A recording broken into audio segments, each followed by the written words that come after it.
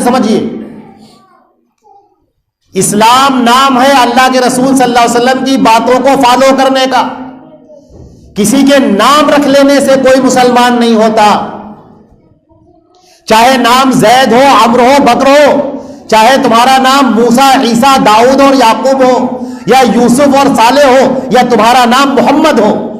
اگر تم شرک کرنے والے ہو، اللہ کے علاوہ غیروں کے آگے ہاتھ پھیلانے والے، غیروں کے آگے پیشانی رگڑنے والے، غیروں کے نام پر نظر و نیاز کرنے والے، غیروں کے آستانوں پر جانے والے، ان کا طواف کرنے والے، اپنے ہاتھوں میں پیروں میں کڑے پہننے والے، بندھن باندھنے والے، تعویذ پہننے والے، گنڈے پہننے والے، گھروں میں لیمو لٹکانے والے، مرچیاں لٹکانے والے، اگر تمہارا عقیدہ ان سب کے اوپر گھوم رہا ہے اور اللہ کی ذات سے الگ ہے تو آپ سب کچھ ہیں لیکن مسلمان نہیں. ناموں سے کچھ نہیں ہوتا، ناموں سے کوئی مسلمان نہیں ہوتا. اسلام نام ہے اللہ کے اوپر ایمان لانے کا، اس کے رسول کی رسالت کو تسلیم کرنے کا. اللہ کے علاوہ کوئی معبود نہیں. اب عبادت صرف اور صرف ایک اللہ کی.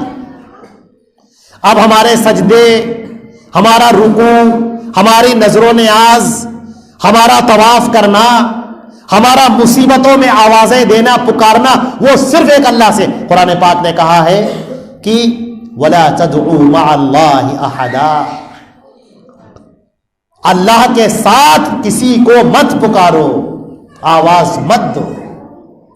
فرمایا اِنَّكَ لَا تُسْمِعُ مَنْ فِي الْقُبُورِ، جو قبروں کے اندر جا چکے ہیں تم انہیں آواز نہیں دے سکتے، انہیں پکار نہیں سکتے، وہ تمہاری پکار کو سن نہیں سکتے. اِنَّكَ مَيِّتٌ وَهُمْ مَيِّتُونَ، اے محمد آپ کو بھی موت آنی ہے اور سارے لوگ جو اس سے پہلے ہیں وہ سب مر چکے ہیں. جو انسان مر جائے، اس دنیا سے چلا جائے، اسے پکارا نہیں جاتا، اس کو مدد کے لیے نہیں بلایا جاتا. اگر مدد کے لیے پکارا جا رہا ہے تو یہ شرک ہے، عین شرک. اور دوسری بات، رسالت کو ماننا. یہ رسالت کو ماننا کے مطلب کیا ہے؟ نبی کریم صلی اللہ علیہ وسلم کو رسول ماننے کا مطلب کیا ہے؟ نبی کریم صلی اللہ علیہ وسلم کو رسول ماننے کا مطلب یہ ہے کہ ہر شخص کی بڑائی سے انکار کر دینا. کوئی بڑا نہیں رہ گیا، اب کسی کی بات نہیں رہ گئی. اب بات صرف اللہ کے رسول صلی اللہ علیہ وسلم کی شریعت میں، دین میں فائنل.